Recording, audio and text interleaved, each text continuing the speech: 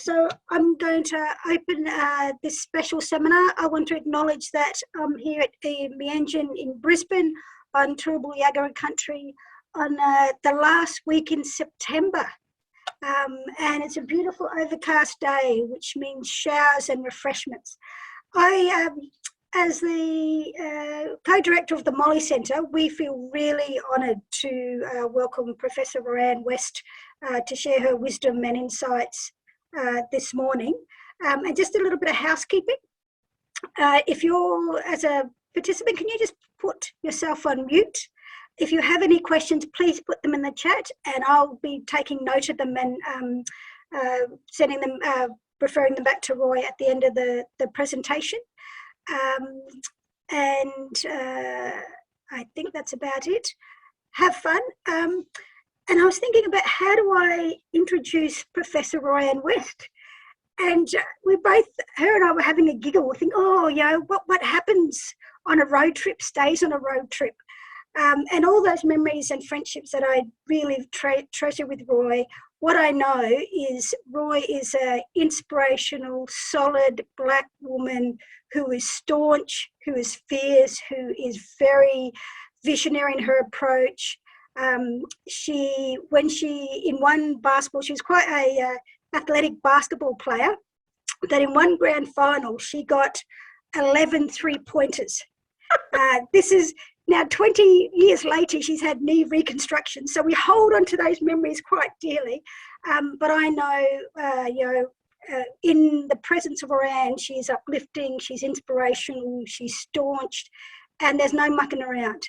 And her presentation will clearly outline why she's one of Australia's front and forward thinkers and how we can make and improve the outcomes for our people. So on that note, Roy, thank you for joining us and we look forward to your presentation. Lovely. Thank you, Yvette. What an introduction. No pressure. It's actually an honour to be here. The Birthing in Our Community project is one that I'm very proud to be affiliated with. Today's presentation is about the component of that program that relates to workforce, but specifically to Indigenous nurses and midwives, as it says in the title. My name is Roianne. I hope that I get an opportunity at the end to have a bit of a yarn with everybody here just about the presentation. I'm trying to move forward and it's not letting me, guys. Have I frozen it from my end? Technical issue on slide 1. There we go. All right, so I begin by acknowledging the traditional owners on whose lands I'm sitting. I'm fortunate enough to be sitting on beautiful Quandamooka country out in Wynnum, which also happens to be my great-great-grandmother's country, great-granny Dungu, who's a Nugi woman from West Moreton. But we were very much born and raised Kalkadoon on my grandmother's country out of northwest Queensland where Mount Isa now resides. And I acknowledge each of you and I acknowledge the traditional owners on whose country, your traditional owners and the traditional owners on whose countries you're joining us for this presentation. My name is Roianne, as I stated. This is my family or my immediate family that I have here. So I'm a sister, a mother, and in the last 2 years I've become a grandmother of 3 beautiful grandchildren who absolutely light up my life and have changed my life. I was pretty passionate about Aboriginal health before I became a grandmother, but since becoming a grandmother didn't think it was possible, doubly passionate about ensuring that my children and my grandchildren have the same life opportunities as non-Indigenous kids in this country. Throughout this presentation, you'll see my grandchildren. Phoenix is the eldest, Ruby and baby Ivor, as well as my twin daughters, Taylor and Tyler, one who's studying nursing and the other who's studying midwifery.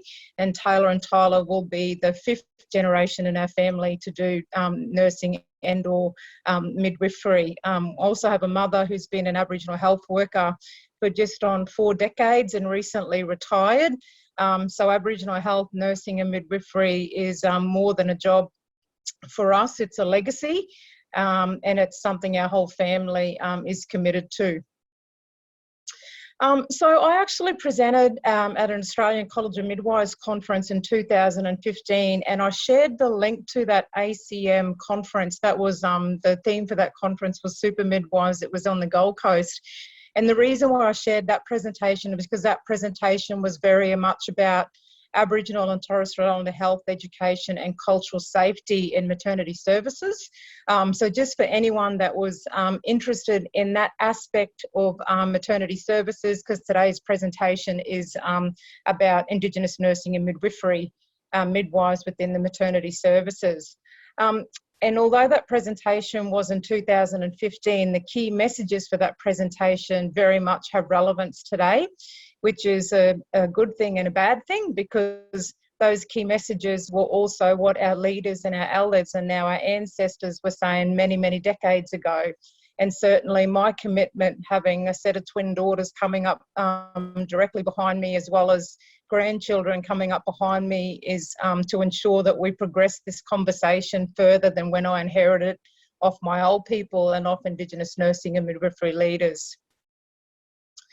So the challenges that lie before us, and I'm sure I'm not telling anyone who's joining us today anything new, is that the birth rate for Aboriginal and Torres Strait Islander babies is much greater than the wider population.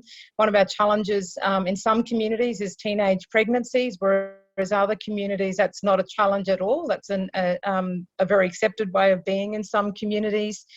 The other clinical challenges that we're dealing with is the higher rates of low birth weight babies, the higher rates of smoking during pregnancy, and the higher rates of infant mortality during pregnancy and the premature birth weight.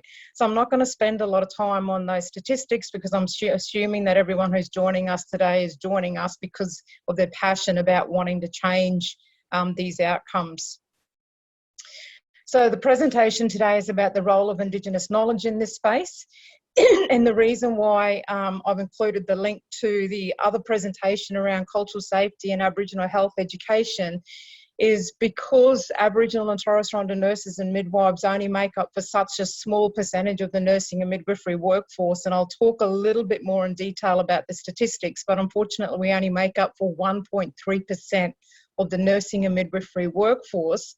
When I reflect on my 25 years in Aboriginal health and nursing and midwifery, added onto my mother's 40 years in Aboriginal health and nursing and midwifery, and my twin sister's 30 years and my brother's 25 years, collectively we have about 150 years of working in Aboriginal health and nursing and midwifery. A lot of our work, whether deliberately or not, has gone in building the capacity of the non-Indigenous nursing and midwifery workforce. And that is really important to do, but not at the detriment of building the Aboriginal and Torres Strait Islander health, nursing and midwifery workforce. Both of these things need to be working simultaneously and not one over the other. So there's a really big challenge for us to actually balance that out and ensure that we're investing as much intellect and knowledge into building the Indigenous nursing and midwifery workforce, and not only the numbers but the capability within that workforce as we are in building our non-Indigenous nurses and midwives as well. So I'll share some statistics about our Indigenous midwifery workforce in Australia today, including the clinical areas that we're working with the intent of demonstrating the challenge that lie ahead for all of us. So declaration, I'm not a midwife. I've been a registered nurse for just over 20 years now. My introduction into midwifery was, first and foremost, as a mum, delivering twins. I have 3 children of my own, a son who's 28, a set of twins that are 23, and then the absolute privilege of being there for the birth of 2 out of 3 of my grandchildren, and actually cutting the cord for my only granddaughter, Ruby Roianne. Outside of that, in my professional role, I was introduced into midwifery when I was the nursing director, one of Australia's first nursing directors for Aboriginal health at the then Townsville Hospital. That was a district before it became a HHS. And in that HHS at that time, it had approximately 25 nursing directors that sat down different institutes. And my role, as with most Indigenous leadership roles, is to sit across both vertically and horizontally within health services. And of course you can imagine how challenging that role is, given the complexity of care that's provided by tertiary hospitals.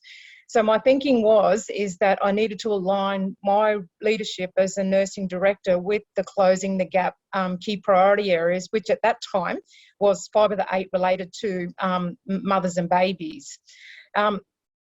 At that time that I was starting to sort of strategise on how best I was going to get impacts for our people that coming through, being serviced through the Townsville Hospital and Health Service, Griffith University commenced the Bachelor of Midwifery program down at the Logan campus, and they were looking for a regional site. So it was purely synchronicity that I was introduced to Griffith University and the Bachelor of Midwifery program.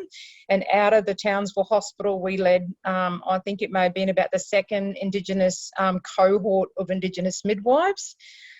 What was really phenomenal about that program is the expressions of interest come from approximately 25 Aboriginal women, a majority of those that were Aboriginal health workers, liaison officers, child and maternal health workers. And I had the job of supporting these ladies in mapping or applying for credit or recognition or prior learning to come into the Bachelor of Midwifery. And this was particularly challenging for me because we often talk about pathways within Indigenous workforce, but what I witnessed through that experiences was not pathways, it was actually roundabouts. So we had a whole cohort of Aboriginal health workers that had done multiple Cert 2, Cert 3, Cert 4s that were still earning the same salary and that was still in the same role. And this wasn't in a number of years, this was across decades. And although we wanted Aboriginal midwives because of the Indigenous knowledge and the lived experience that they bring to work with Indigenous mothers, that was not considered credit within a Bachelor of Midwifery. So working with what we got, unfortunately, the health workers were only eligible for 1 to 2 subjects. So even though they'd done hundreds of hours of working in primary health care and Aboriginal and Torres Strait Islander health, they were from the community, they were raised in the community, they had the same lived experiences working with their mothers, the recognition of the Indigenous knowledge that they brought just wasn't there. So that's the first area that I highlight as a challenge for us going forward, is to ensure that Indigenous knowledge is recognised both within nursing and midwifery disciplines. The second thing that I witnessed is that these health workers that were, for most of their career, marginalised, and a lot of ambiguity around what their roles were within an acute and secondary care setting. Once they become transitioned from being an Aboriginal health worker in a hospital setting or a maternal child health worker into being a midwifery cadet, it completely eliminated the ambiguity because the midwifery workforce knew how to work with a midwifery student or a midwifery cadet. There was very clear roles and responsibilities and a scope of practice there. However, there was not that clarity with Aboriginal health workers, unfortunately, or with Aboriginal maternal or infant health workers. So that's our second challenge, because I don't promote and say that we need more Aboriginal nurses and midwives because we want to replace the health workers. Absolutely not. And if a mother who's been a health worker for 40 years, she'd give me a good clip under the ear if I was even starting to go down that path. Promoting the role of an Aboriginal nurse and a midwife, because an Aboriginal nurse and a midwife is not confused about the role of an Aboriginal health worker.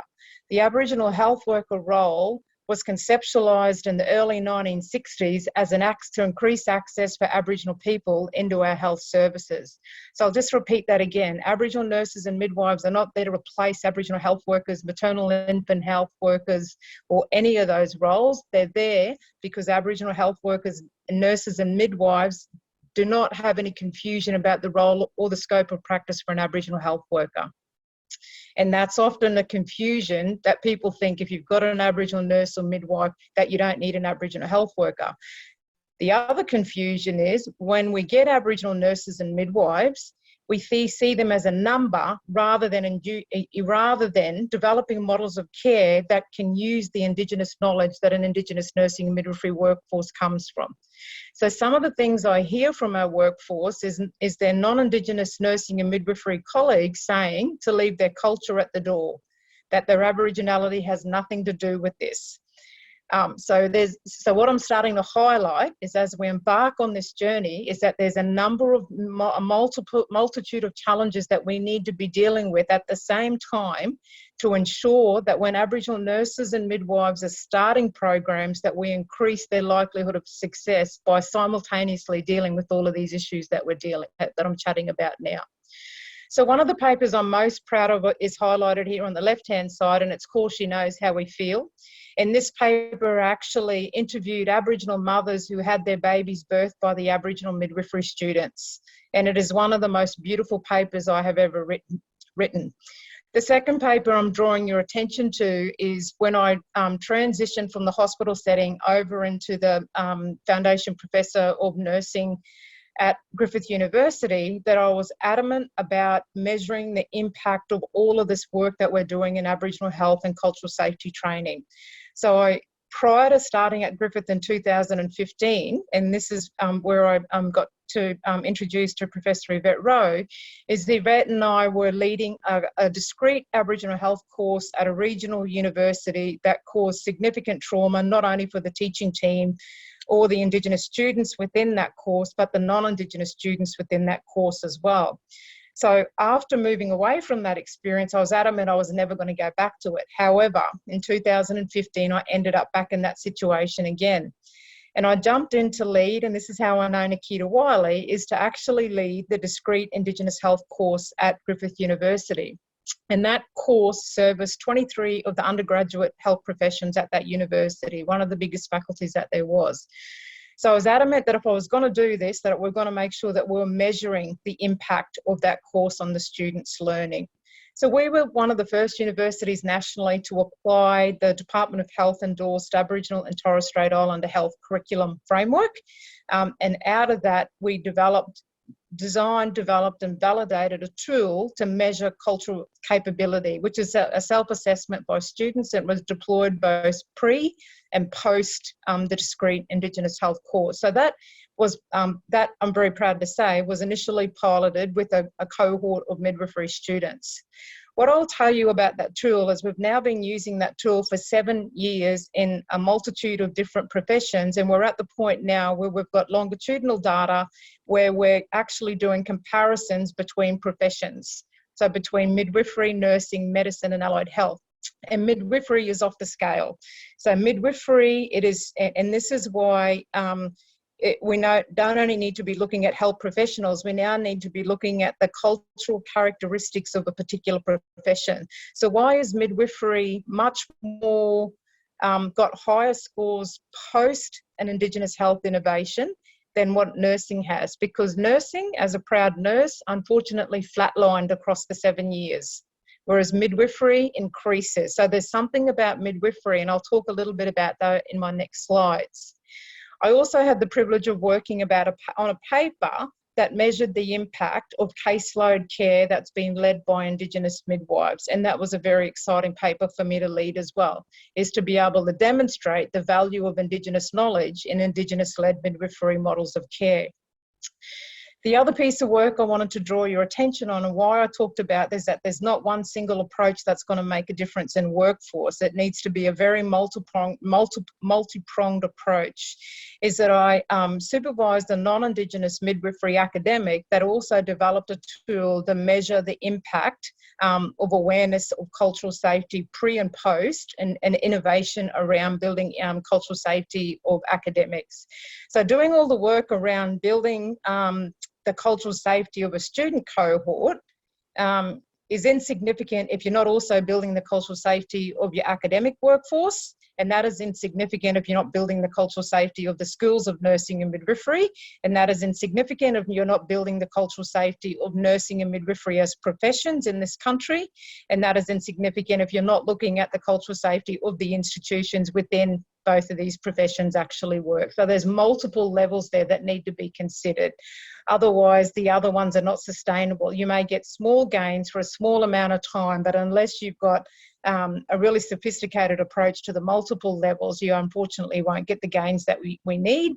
And the evidence is telling us that we're not getting the gains that we need or that our people actually require.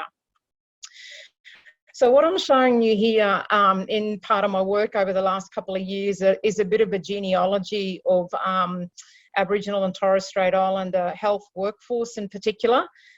So what I'm demonstrating very clearly is that in 1788, is that we had health and well-being and we had traditional healers, and we still have all of that in society today, contrary to what most people think. It was in 1788 that we had invasion and colonisation, but it's those parts in green that I wanted to draw your attention to. It was in 1988 that cultural safety movement began in New Zealand, and it was actually, and that was when Irahapati Ramsden provided a keynote at the CATSINaM conference. But I've just learnt recently that Dr. Ramsden also keynoted at a Corona conference as well as the Australian College of Nurse conference in the years preceding the CATSINaM conference. So Australia's nursing and midwifery was really thinking about culturally safe nursing and midwifery care in about the early 1980s, about the same time that Irahapati Ramsden started to conceptualise what this means. But what's important about cultural safety is everyone thinks that Ramsden's work was about the cultural safety of nursing and midwifery workforce, of which it absolutely was. But the primary purpose of Ramsden's work, and again this is to do with the numbers, was about increasing the Māori workforce to be able to work with the Māori people. And part of increasing the Māori workforce, the nursing and midwifery workforce, was about building the cultural safety of the non-Māori nursing and midwifery workforce, because their attitudes were impacting on our ability to increase Indigenous nurses and midwives. So interrelated but separate, two separate issues.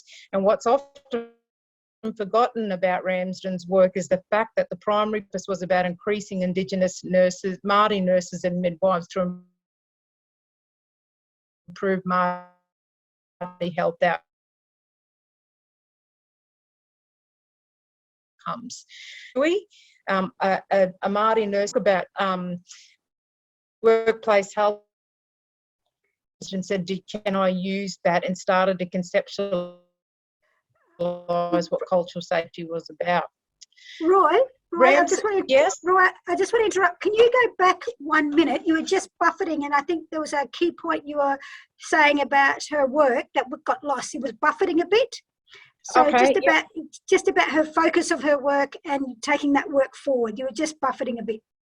Yeah, so the primary focus of Ramsden's work was about increasing the Māori nurses and midwives, because she believed that more Māori nurses and midwives were the best place to be able to improve Māori health outcomes. However, the issue that was impacting on the increasing of the Māori nursing and midwifery workforce was the cultural safety of the non-Māori nursing and midwifery workforce. So you can see, when you turn your attention to the non-Māori nursing and midwifery workforce, a lot of the conversation about cultural safety has been around 97% of the workforce, and not at the 3% that the actual conversation on cultural safety actually started about. So we've got a lot of work and really trying to balance it out so that we're looking at increasing Indigenous nurses and midwives, as well as increasing the cultural safety of non-Indigenous nurses and midwives as well. So CATSINaM was founded in 1997. 1997 was when CATSINaM was founded, so we turned 25 years, so it's been a prime opportunity to reflect on CATSINaM. And CATSINaM was founded with the primary purpose of giving First Nations nurses and midwives being able to have a voice about improving health outcomes for our people. In 2002, there was a report, the Getnam and Keepinam, that was released. The main aim of the Getnam and Keepinam, and this was led under our inaugural CEO, Dr. Sally Gould, was to increase Indigenous nursing parity. So that was in 2002. That was 2 decades ago. And as of this year, our Indigenous registered nurses make up for 1.0% of the total registered nursing workforce. So we, in 2 decades, have not reached that. So we've got some big things that we need to be dealing with. The key element that I wanted to draw your attention to is that in 2012, I was the first then, and I'm hoping I'm not the last, Aboriginal registered nurse that completed a PhD that developed a model of excellence to increase Indigenous nurses in this country. Unfortunately, I see elements of the findings of my PhD and that model of excellence being cherry-picked rather than the whole model actually being implemented in schools of nursing and midwifery. And it was one of the reasons that I accepted the role as the CEO of this organisation, to be in a position to be able to lobby for the findings of a PhD to actually inform the way that forward as a country. So this is the getting them and keeping them. The recommendations that were made initially. We've just completed an evaluation of this, and the results of that evaluation will be released before the end of the year. But the recommendations that were made by our elders back in 2002 were very operational, and our aim going forward is to work out what are the system level changes that need to be made in order for those operational strategies to have more success than what they have historically. So again, just to reiterate, the getting them and keeping them was the primary purpose was to increase parity of Indigenous nurses in this country. And as of 2019, Indigenous registered nurses still only make up for 1.0% of Australia's nursing workforce. And also that CATSINaM only become N midwives, AM, in 2015. So this document in the beginning was very much only looking at registered nurses. So the exciting thing about midwifery and why I like working in midwifery, and if I ever done another degree, it's a Bachelor of Midwifery, is what I do, is when we look at the data that we're collecting now longitudinally around why midwifery getting higher scores pre and post an Indigenous health and cultural safety innovation, is that I've gone through and analysed the International Confederation of Midwifery philosophy of midwifery care, which I'm presenting to you on the left-hand side. And on the right-hand side, I've got the elements of what is First Peoples healthcare. And what you can see is a significant alignment between the philosophy of First Peoples healthcare. And to give you an example of a philosophy that does not align is at the moment when I look at my own profession, which is nursing, is that nursing is very biomedical driven. And they're not the models of care that and philosophies that are required to get outcomes for our communities. So I'm not going to go into that, but I'm happy to make this, this presentation will be recorded, and I'm happy to make the PowerPoint available for attendees as well. So towards the end of last year, we were successful in getting a fact sheet that's produced by, it's called the National Health Workforce Data Set. And historically, there's been a registered nurse, registered midwife, nurse practitioner, and an enrolled nurse fact sheet. And in 2019, we now have our own fact sheet for Aboriginal and Torres Strait Islander nurses and midwives, which means that we can actually use the CATSINaM takes going forward.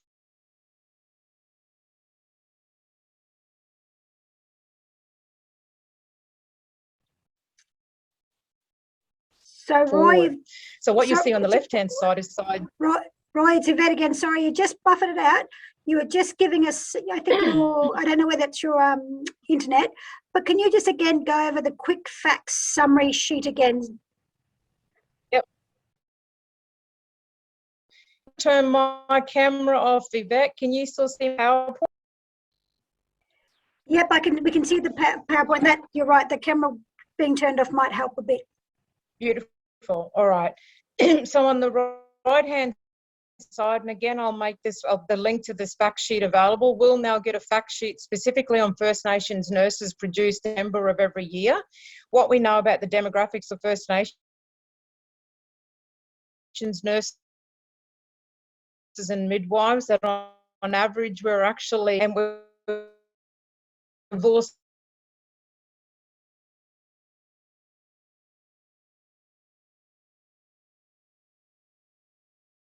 for. So really interesting.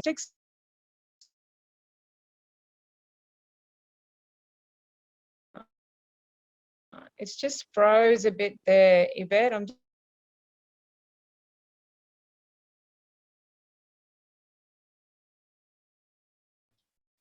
all right. Yeah, you're sort of buffeting in and out. And that on, mate. And my presentation isn't moving. Netta, have you got that sorted, Netta? How's that? Yeah, I've got the slide. Can you see me? No, so we can't see you and you're still buffeting. Yvette, has that slide moved on? No. Try again. How's that? Can you see me now? No. No. So Can you it's hear saying me now, Yvette? we can hear you. The notice that's come up is that your bandwidth is low. Oh, well, what else to do? All right. So has Netta got your PowerPoint? Yep, she does. I don't have it. Yeah, I sent through this morning, Netta. It's gone through. So you can hear me now, Yvette. Are you happy for me to keep trying and going? Or keep going. Yep, keep going, Roy. I'm not going to go fast because I'll make the presentation available. What I'm sharing with you here now is really important data, is that we only have 92 midwives only, First Nations midwives only in this country. We have 259 First Nations registered nurse and registered midwives, so dual registration, so only 351 Indigenous nurses and midwives in this country. So this is really low numbers. The sort of data that we don't have is what percentage of our First Nations midwives are credentialled, therefore able to be doing prescribing and private practice. So there are some data sets that are actually missing. But just demonstrating to you the need for more Indigenous nurses and midwives working in this first 2,000 days is absolutely critical. Now it's freezing on me a bit. All right. Sorry, guys. That's okay. Look, let's keep going. Yep. And here we go. I think I appreciate everybody's patience, and we're doing the best we can. So, Roy, just keep ploughing on. All right, beautiful. All right. So what the data set tells us, and just to give you guys some background with what we're dealing with, is in as far as our Aboriginal and Torres Strait Islander fact sheet goes on nursing and midwifery, it tells us that we've got 81 of us that are working in antenatal, intrapartum and postpartum care. Now this data absolutely needs to be cleaned up, and the more we get presented with it, the more we can actually guide the data guides on the sort of data that we actually require to be able to make the decisions. So we've got only 66 in this country that have declared that they're working in child and family health, 52 that are working in maternity care, 39 that are working in postnatal care, and you can see the numbers actually go down. So irrespective of how I present this data, you can see that the numbers are quite low. Increasing the numbers of Indigenous nurses and midwives coming into this area has to be a priority for all of us. The principal work setting is also critical for us to look at in the context of this work, is that we've got 230 First Nations nurses and midwives that are working in the Aboriginal health services across the country. This statistic here is very interesting for me, as I'm sure it is for you, in that we've got 16 group midwifery practice caseload First Nations midwives, only 16 in this country, which is a pretty dismal amount given the demand. Now these independent private practice 73 and other private practice 58, unfortunately I don't know what sits in behind that at this point, but we've sent off to actually ask what sits in behind this so that we're able to better have the data and potentially reach out and network all of these guys that are working in the same area. So there is some work that's happening nationally that is not happening in any other industry that gives us some great enablers. And in particular with the National Registration Accreditation Scheme, and the key organisation for us is the Nursing and Midwifery Board of Australia, in that we've got an accreditation standard in there that relates to working culturally safe. In 2018, we had a code of conduct that for the very first time identified white privilege and racism. At the moment, CATSINaM is working on a 8-hour e-learning innovation called Murrumallangali, which is for practicing registered nurses and midwives, and that will be launched in March 2017 of 2022 for Close the Gap Week. And we're working with NMBA around the mandatory status of that program and how we don't make that our only strategy, but a suite of strategies right across education and training lifespan to make sure that we've got training going from the Cert 1, Cert 2, Cert 3, Cert 4, diploma, bachelor, all the way through to PhD, and not just, sort of sporadic reactive things to one element of that learning and training journey. What I did want to talk to you about is what we're doing, and what has really been missing in this agenda is that CATSINaM was successful in hosting some money through both the Lowitja Institute and the Commonwealth to establish a national consortium of nursing and midwifery practitioners, researchers, educators, policymakers, funders and community organisations, and Professor Yvette Rowe is a part of that. And in a nutshell, it is really about ensuring that we've got data to inform the way that we move forward for the betterment of our communities. I won't go too much into that because I really want the opportunity to be able for people to be able to ask me any questions. There are 2 publications that I wanted to draw your attention to that have come out of Mulliarn. And just to show sort of the timeliness of Mulliarn is that we only had our first gathering in November of last year, and we've had 3 publications already from that consortium, really drawing a line in the sand, or I say throwing a spear in the sand around what our position is as Indigenous research leaders that are working researching in this area. And the metaphor of taking our blindfolds off was really a gift from an elder from the Tent Embassy fire, telling us, giving us a bit of a talking to around the privilege that we actually hold and how we use that privilege for the betterment of our communities. And it was a really profound experience that was shared through these publications. So this is who we've got involved in this at the moment. The independent researchers represent these universities. We really want to see not only all the universities represented, but anyone who's providing education and training, including the pathways into the Bachelor of Nursing and Midwifery. So RTO, private RTOs, as well as the TAFE sectors across the country. What I've included here is the recommendations from my PhD. There are recommendations both for education and for policy, and the recommendations for both of those areas have as much application relevance for today in 2021 as they did when they were made in 2012, and that will certainly be the agenda that CATSINaM will be pushing, is that evidence-based strategies are used to increase the Indigenous nursing and midwifery workforce. So going forward, much of what I spoke to throughout the presentation is that we need a multitude of approaches here, and not just operational ones, because we can continue to try and push Indigenous community members through Bachelors of Nursing and Midwifery or Diplomas of Nursing, but unless we're looking at the system and addressing the racism from both the academics and the system, that it's unethical and unsafe for us to continue to do that unless we've got strategies in place, including developing programs for Indigenous nursing and midwifery students and Indigenous nurses and midwives that are practicing to be able to deal with the racism that we're actually trying to address. So often we put a lot of strategies in place to increase the cultural safety of non-Indigenous nurses and midwives, and the reason we're doing that is because they exhibit intentionally or not racist behaviour and attitudes, and the people that are on the receiving end of that are Indigenous nursing and midwifery students and Indigenous nurses and midwives. So at the same time as building the capability of our non-Indigenous nurses and midwives, we have to also do that for our Indigenous nurses and midwives. So there's a lot of things that we need. We need more pathways into the Bachelor of Midwifery. We need more pathways from the Bachelor of Nursing and Midwifery into the Graduate Certificate of Child Health. And we need much better data to be able to support us to develop a strategy around this area. So what you can do, absolutely, please become a member of CATSINaM.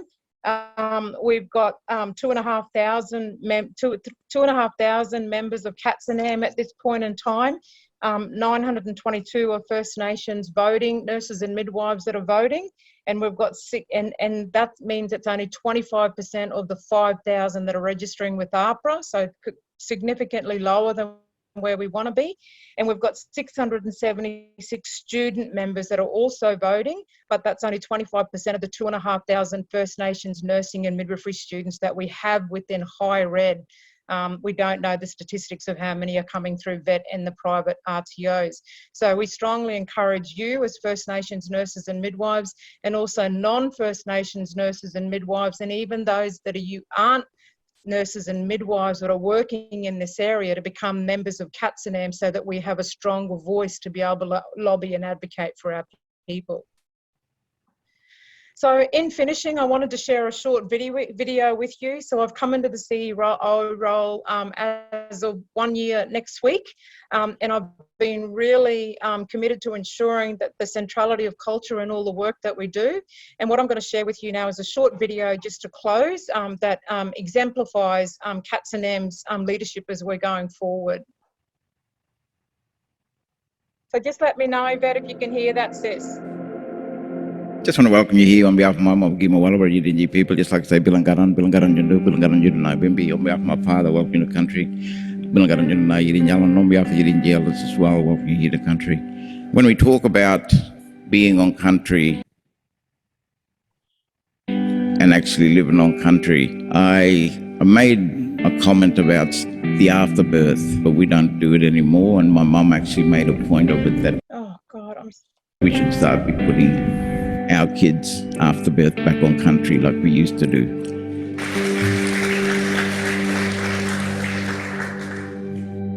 On behalf of the Arikandi people who I represent here today, I'd like to welcome you onto my traditional country of Cairns. Coming back to the fire was about privileging our leadership as Indigenous people, privileging our Indigenous ways in which we know things, the Indigenous ways in which we learn, and the styles in which we lead. So coming back to the fire for me as an Aboriginal nurse leader was about responding to our community, which in the context of CATSINaM is responding to the voices of our members. Coming back to the proper way of doing things.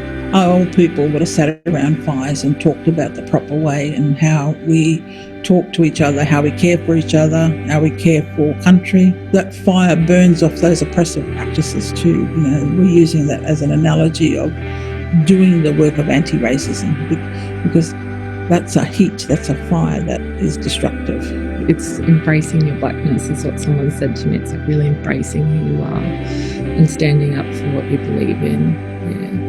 Use all these deadly women and men around me to help build my spirit up again so that I can then take that out as well and use that with all my patients and have a better understanding. Today, when I sat in the conference, I was extremely emotional.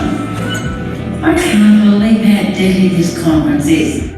Coming back to the fire and working smarter was about us working collectively rather than as individuals, which is what is required within some institutions. And CATSINaM is adamant about leading with integrity and not making it rhetoric, and actually doing what we're saying that we know is required.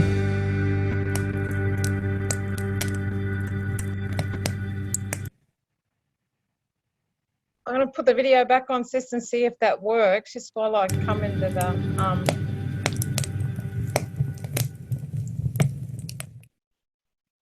Hey, look out. No, it did work, Roy. It worked.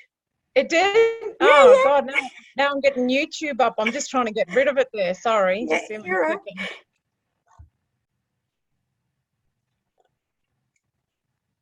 All right, beautiful. So I'm just wrapping up now, and my vision as an Aboriginal nursing leader is for all Aboriginal and Torres Strait Islander tribe-bearing women to have the option of being supported by a known Aboriginal and Torres Strait Islander midwife. And certainly in the last 15 years of my career, I'll be working tirelessly to ensure that our Indigenous midwifery workforce reflects not only the parity within the wider midwifery workforce, but the rate at which our women have Aboriginal and Torres Strait Islander people. So Aboriginal and Torres Strait Islander midwives birthing Aboriginal babies the way it used to be. Thanks, Yvette. Thank you very much, Professor Roianne West. Do you want to stop sharing your screen? First of all, we apologise for those technical glitches to you, Roy. So we've got some sort of plan Bs happening if it was going to happen again. So thank you so much for a passionate, thorough, thought-provoking presentation that really grounds us again. I think there are lots of things that remind us that in 2 decades we haven't moved so much. We haven't seen the sense of the workforce, but also we haven't seen a significant improvement in health outcomes for mothers and babies and families. So I remember Professor Puggy Hunter talked about Aboriginal health not just being a trophy that we bring down every so often and we shine it up and we talk about it and then we put it back because it's all a little bit too hard. Roianne's presented us with a challenge and she's also provided us with a roadmap to go forward. So thank you very much from that. I'll now open it up to participants to type in any questions or if they'd like to share a question. Just a couple of things from the feedback. Inspirational, Roy, fantastic presentation. Thank you so much. Brilliant, Roianne. There's a question here, I think, that you gave us so much information, and of all those priorities, Roy, if we could, if you were to say, look, these are the top 5 that I can do today, that's going to be our bang for buck, because everybody, we've got schools of nursing that are so stretched and midwifery that are so stretched that have got so many demands. Where do we need to focus our pointy end? Because people are going to say it's all too hard. Yeah. I think for me, the pointy end is not around recruitment, but it's actually retaining not only with the number of Indigenous midwives and nurses that do finally endure the education system and graduate, but unfortunately the attrition rate once they get out the other side is higher than our non-Indigenous peers. So how do we build the capacity of those that are in there? Because if we're not consciously doing that, me and you be in leadership positions until we're old and grey and rickety. So this is a little bit selfish of me as well, as how to ensure that that we've got the ones that are coming through the system, that we support them adequately so that they, because if you pose to an Aboriginal nurse or midwife who's just graduated the possibility of becoming an academic, it's too late. They've run for the hills. They've had such a traumatic learning experience. We need to make sure that their experience within the university for the ones that are in there are much better. And I actually challenge, if we keep recruiting, trying to increase our numbers coming in, because they're already coming in at 300% the rate. So the data tells us that Indigenous nurses and midwives, that the commencement, our recruitment has increased 300%.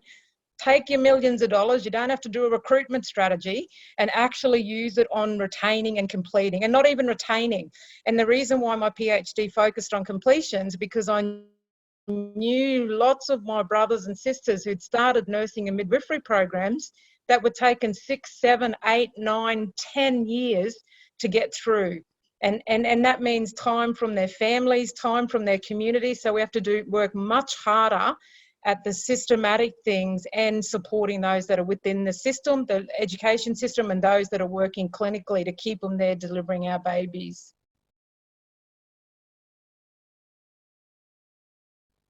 You're on mute, sis. Yep. Yeah, one of the questions that you might want to tease out a bit, and I know there's some midwives and some nurses and non-clinicians on this presentation, is the thing about the nursing versus midwifery. And like you said, your heart and your training started with nursing, and you're saying, actually, when I look at midwifery, it's more inclusive, it's more mother and baby centered, we're getting better outcomes. How do we get people, because it's to some people, they're very loyal to their discipline. How do we get people to embrace? Because when you work in this area, you're not loyal to your discipline, you're loyal to the people that you're serving. And the reason why the midwifery works well is what I was demonstrating is the philosophy of midwifery aligns better with Aboriginal health philosophy. That's why. So when you come in to work with Aboriginal mothers and babies, it's not your nursing or your midwifery philosophy, it's the philosophy of that community and those people that should transcend or supersede any of those other philosophies. Here's a question from Professor Sue Krusky, and it's very much NT specific. There are many, where am I? Let me just bring this up. There are many unfilled position or roles for First Nation people in the Northern Territory. We need to lobby the NT Health to use the funding on traineeships, cadetships and sponsored positions. And we need to make our health services less racist so they can survive. Yep. Look, one of the things that I notice is, and I've had the opportunity to meet with all of the chief nursing and midwifery officers around the country, and also the Commonwealth chief nursing and midwifery, the most obvious thing that is missing in this space is strategy. Everyone can rattle off a whole number of activities that needs to be done, but no one is bringing a strategy on how and when those strategies need to be deployed. And that is ultimately what missing. We don't run a health service, we don't run a country without a strategy or a plan, but everyone with their best intentions of wanting to improve things within this community does not bring strategy to their thinking. So we end up with a whole lot of little things being done, and we have now 4. So the Aboriginal education agenda started 50 years ago. 5 decades ago, my mother was standing in front of the first non-Aboriginal nurse and teaching about my people. So for 50 years, we've been doing that. If we took that 50 years and invested all of that money back into Aboriginal workforce, we wouldn't be in the predicament that we're in. So you need strategy. Like, these throwaway, we need this, this, and this needs to come with a strategy. Every state and territory needs a strategy, and the country needs a strategy on how to do this, because we're clearly not getting it. Thanks, Roianne.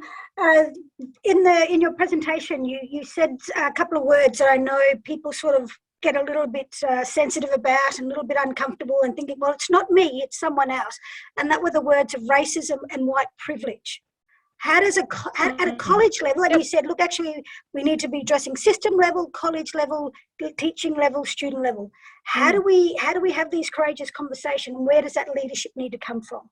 Yeah, look, non-Indigenous nursing and midwifery leadership is, absolutely pivotal alongside Indigenous nursing and midwifery leadership, particularly if you look at the numbers. If we only make up for 1.3% of the nursing and midwifery workforce, you could count on 2 hands how many Indigenous nurses and midwifery leaders we have in this country.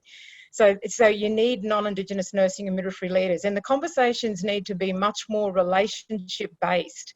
So racism and white privilege isn't about an individual, that's about a product of colonialism. So when you're talking about these sorts of concepts, they need to be put in context. They're just not as simple as that, and I certainly understand the sensitivities when they're words that are thrown around when people don't fully understand what they are. And the impact not only in Australia, and you would be naive if you were an Australian and you didn't think that you exhibited some form of racism. That would be naive, because this country was built on racism. So, and that's the truth-telling aspect that needs to happen. A presentation I presented a couple of weeks ago for University of Sydney on the World Day of Indigenous Peoples was actually challenging nursing and midwifery in this country to dismantle its social contract. So its social contract of when nursing started way back when, Aboriginal and Torres Strait Islander people weren't part of that contract. So what we're trying to do now is bolt on Aboriginal and Torres Strait Islander knowledge. And what we've got to work out as nursing and midwifery leaders, that's a massive task. That's a massive undertaking to dismantle and remantle nursing and midwifery. So everyone sort of freaks out and goes, oh my God, that's not possible. And it absolutely isn't within this generation. It's not possible within my generation, but I know that my legacy is I want to have moved closer to that through my leadership than when I hand it over to my twins. And their job is to move that agenda forward than when they hand that over to my grandchildren. That's what nursing and midwifery have to lead us, is what's their bit that they do in their leadership role, and what is their legacy, not only to Aboriginal health, but what is their legacy to nursing and midwifery in this country? Because if you look at nursing and midwifery in this country at this point in time, Aboriginal and Torres Strait Islander people are not in it. That's the long and short of it. We are not in that conversation at this point in time. And unless we get more people engaged with CATSINaM, so as a CEO, we got 25% of 5,000 First Nations nurses and midwives in this organisation. We are the peak advocacy body, and I cannot confidently lobby at a national level if only 1,000 of the 5,000 First Nations nurses and midwives are in this organisation. Imagine if we had 5,000 First Nations nurses and midwives, as well as the 2,500 First Nations student nurses and midwives, the calibre or the possibility or the influence that we would genuinely have over nursing and midwifery in this country. Thanks, Roy. I've got a question here from Wendy McIntosh. And so I know it's something that you're very passionate on two fronts. My background is mental health in the terms of postnatal depression and other mental illnesses that have occurred during pregnancy and post-care. Can you please comment on how Birthing on Country may assist in this area? That's probably a question for you, but just to say that when I'm talking about Aboriginal health, I'm not talking about the biomedical understanding of Aboriginal health. I'm talking about the definition of Aboriginal health that was defined by our leaders in the National Aboriginal Health Strategy in 1989, which is the social, emotional, cultural, spiritual and political well-being of the whole community. And that encapsulates mental health. So if you get all of those bits right, that's the model. That's what you need to be working to. And mental health is a part of that. Social, emotional well-being is a part of that.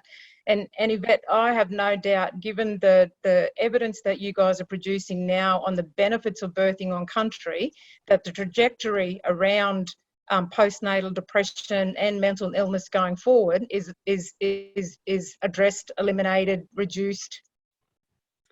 I think that, as advocates, as strivers between trying to redesign models that are mother and centred care and return to communities and things like that, you make a really important thing.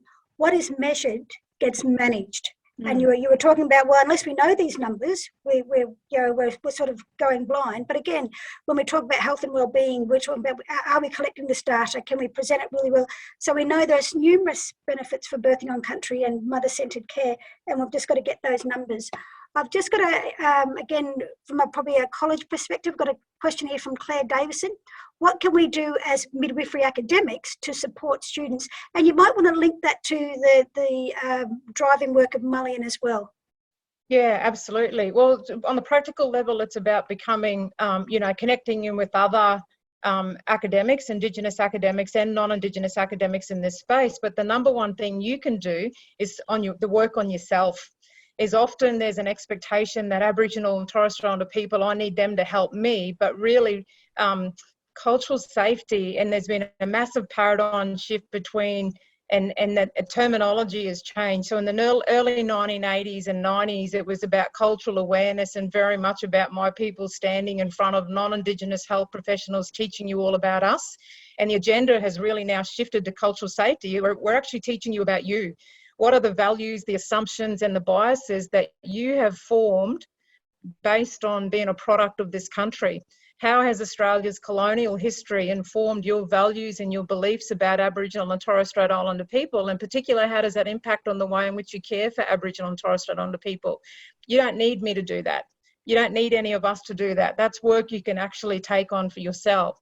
And when I talk about numbers, what I know in this country is that we've got 10,000 nursing and midwifery educators. We have 111 Indigenous nursing and midwifery educators. So that's one of us to 100 of you. That's not our responsibility. So there has to be a lot of individual responsibility. If you're serious about going on this journey, if you're serious about being a nursing and or midwifery educator or working within Australia's healthcare system, this is unavoidable, working with Aboriginal and Torres Strait Islander people. So the responsibility first and foremost has to come back onto you to make a decision, to unlearn what you've learned and then relearn it based on truth, but also connecting in with other Indigenous and non-Indigenous nurses, academics from across the country that are working in the same area. Thank you so much for that. In light of your strategy that we need to, embrace midwives, they've got a role, they're growing, Sue Kildare writes a comment that it's very incredibly disappointing that to see universities around the country dropping the BMid and going back to a double degree and postgrad midwifery. How do we push back on that? Yeah, absolutely agree. And I'm not a midwife, but from what I'm seeing in the data around what we're doing in Aboriginal health, it's the philosophy of midwifery that should be informing the way we do the Bachelor of Nursing. And even if we have people that are coming through doing the Bachelor of Nursing, going on to do the grad cert child and family health or immunisation, they've still been indoctrinated into a particular way of thinking that they have to unlearn in order to be able to successfully work in this context. And that, for me, was one of the most profound things about the Australian Nurse Family Partnership Program, is that program was built on nurses from overseas that were public health trained in their undergraduate.